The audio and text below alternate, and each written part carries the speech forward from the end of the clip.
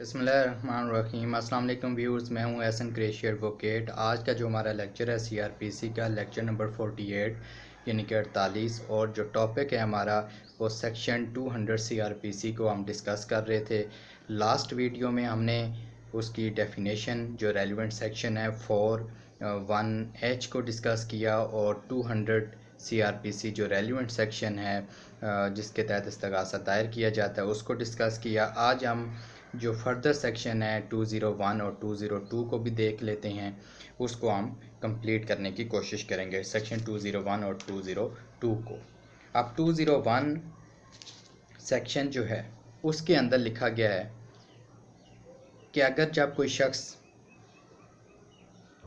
In writing written form में इस्तगासा दायर करता है किसी ऐसे मजिस्ट्रेट के सामने जो उसका कॉम्पिटेंट ही नहीं है, अहल ही नहीं है उसके सुनने का, यानी कि उसका वो प्रॉपर फॉरम ही नहीं है, उसकी कॉग्निजेंस वो नहीं ले सकता, तो वो मजिस्ट्रेट क्या करेगा, जब उसके पास रिटन फॉर्म में आ जाएगा इस्तगासा तो वो देखेगा कि वो आया उसकी कॉग्निजेंस ले सकता है या नहीं ले सकता। अगर वो नहीं ले सकता तो वो उसको रिटर्न कर देगा। रिटर्न कैसे करेगा, उसको इंडोर्समेंट कर देगा। इंडोर्समेंट उसके ऊपर लिख देगा कि इस रीज़न की वजह से मैं कॉम्पिटेंट नहीं हूँ ये इस्तगासा सुनने का, लिहाजा ये रिटर्न किया जाता है और डायरेक्शन दी जाती है कि प्रॉपर कोर्ट से रजू किया जाए। अब ये उसके ऊपर डेट और रीज़न वगैरह और वो लिख देगा, उसके ऊपर इंडोर्समेंट कर देगा उसकी, और साथ ही वो रिटर्न कर देगा। अब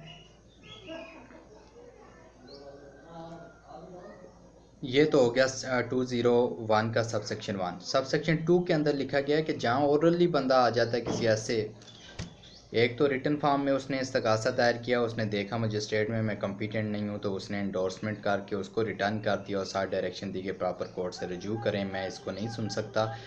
अगर कोई शख्स, हमने चूँकि पढ़ा था कि कंप्लेंट ज़बानी भी हो सकती है, कोई शख्स वहाँ जाता है मजिस्ट्रेट के सामने, तो ऐसी सूरत में जब कोई शख्स जाता है रिटन फॉर्म में नहीं है, तो सब सेक्शन 2 में लिखा गया है कि वो जब देखता है मजिस्ट्रेट के मैं तो इसकी कॉग्निजेंस नहीं ले सकता, इसको नहीं सुन सकता, तो उसको डायरेक्टली कह देगा कि नहीं मैं इसको नहीं सुन सकता, आप प्रॉपर कोर्ट से रजू करें। ये तो सब सेक्शन 2 के अंदर लिखा गया है। अब हम 202 सेक्शन को पढ़ते हैं कि उसके अंदर क्या है। उसके अंदर बड़ी अहम बातें हैं। एनी कोर्ट और on received of complaint of an offence of which it is authorised to take cognizance or which has been sent to it under section 190 subsection 3 or referred to it under section 191 and अब तीन बातें हैं।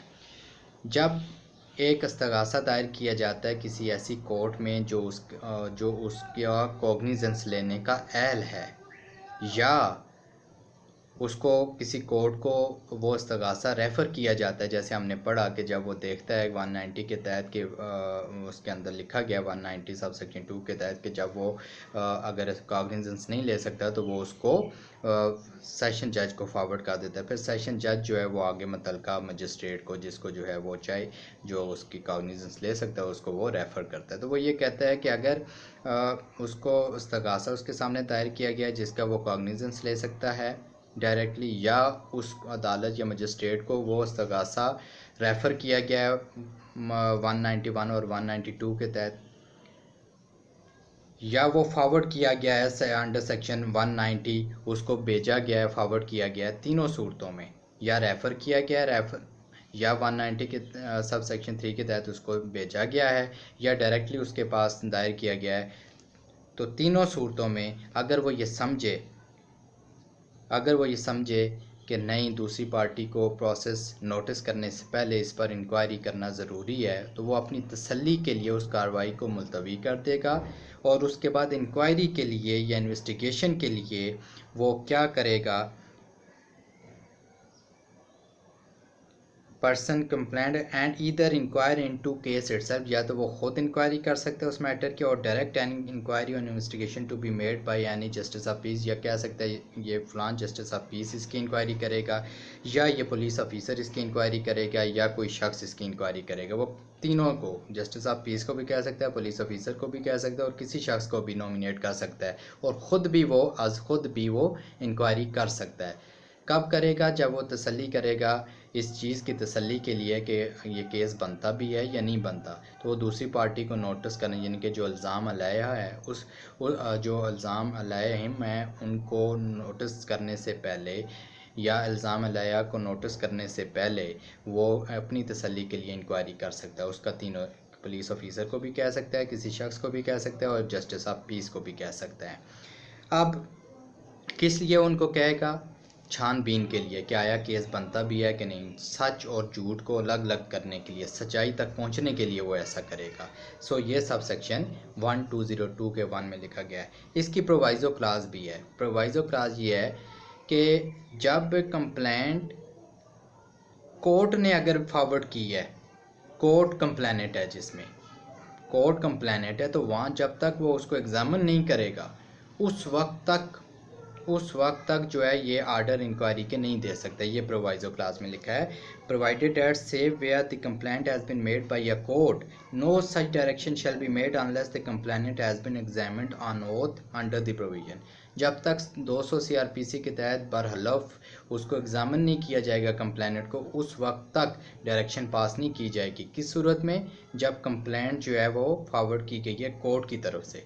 जब किसी court ने complaint बनाई है, complaint की है, इस्तगासा दायर किया है, तो उस वक्त तक ये जो मजिस्ट्रेट है जिसको भेजा गया है उस वक्त तक डायरेक्शन इंक्वायरी का नहीं दे सकता जब तक कि उसको वो एग्जामिन ना कर ले। सो ये भी क्लियर हो गया। अब 2 के अंदर देखते हैं क्या है। A court of session may instead of directing an investigation under the provision of sub section 1 direct the investigation to be made by magistrate subordinate to it. अब जब सेशन जज के पास अगर कोई है तो सेशन जज क्या कर सकता है? वो बजाय इसके कि वो किसी पुलिस ऑफिसर को कहे या किसी दूसरे शख्स को कहे, वो अपने मतहत मजिस्ट्रेट को कह सकता है कि भाई आप इंक्वायरी करें, इन्वेस्टिगेशन करें और जो फैक्ट्स फाइंडिंग एक रिपोर्ट पेश करें और सच्चाई और हक़ाइक़ को जो है उसकी छानबीन करें कि हकीकत क्या है। तो उसकी के लिए वो सेशन जज क्या कर सकता है, बजाय पुलिस ऑफिसर को या किसी दूसरे शख्स को कहने के, वो डायरेक्टली अपने सब ऑर्डिनेट जो मजिस्ट्रेट है उसको वो कह सकता है कि आप इसके ऊपर इंक्वायरी रिपोर्ट दें,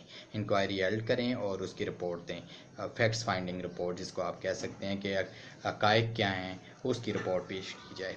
अब सब सेक्शन 3 के अंदर क्या है, 202 का sub section 3, if an inquiry or investigation under this section is made by a person not being a magistrate or justice of peace or a police officer, such person shall exercise all the powers conferred by this court on an officer in charge of police station except that he shall not have power to arrest with। अब justice of piece भी नहीं है inquiry कर रहा, कोई magistrate नहीं कर रहा, कोई पुलिस ऑफिसर भी नहीं कर रहा, तो कोई और शख्स अगर उसको नॉमिनेट किया जाता है इंक्वायरी के लिए तो उसके पास वो तमाम इख्तियारात होंगे जो एक SHO को हासिल होते हैं, मगर सिवाय इसके कि वो गिरफ़्तार नहीं कर सकता without the permission of the court, without the warrant of the court वो गिरफ़्तार नहीं कर सकता। अदरवाइज़ उसको तमाम इख्तियारात वही होंगे जो SHO को हासिल होते हैं, जो officer in charge of police station को हासिल होते हैं, वही उसको भी हासिल होंगे। चौथा और आखिरी इसके सेक्शन है sub section, any court inquiring into a case under this section में if things fit take evidence of a witness. अब कोई भी कोर्ट जो इंक्वायरी कर रही है तो वो विटनेसेस का ऑन ओथ बरहलफ जो है वो उसकी शहादत रिकॉर्ड कर सकता है। सो व्यूज़, ये तो 201 और 202 का तज़किरा हो गया। नेक्स्ट वीडियो में इंशाल्लाह 203, 204 और 5 को डिस्कस करेंगे। मुझे उम्मीद है कि ये लेक्चर आपको पसंद आया होगा। अगर लेक्चर पसंद आया तो मेरे चैनल को सब्सक्राइब कीजिए, दोस्तों से शेयर कीजिए और अपनी आरा से मुझे ज़रूर आगाह किया करें कमेंट सेक्शन के अंदर जाकर, ताकि उनकी रोशनी में इस अमल को जारी और सारी रखा जा सके। वस्सलाम।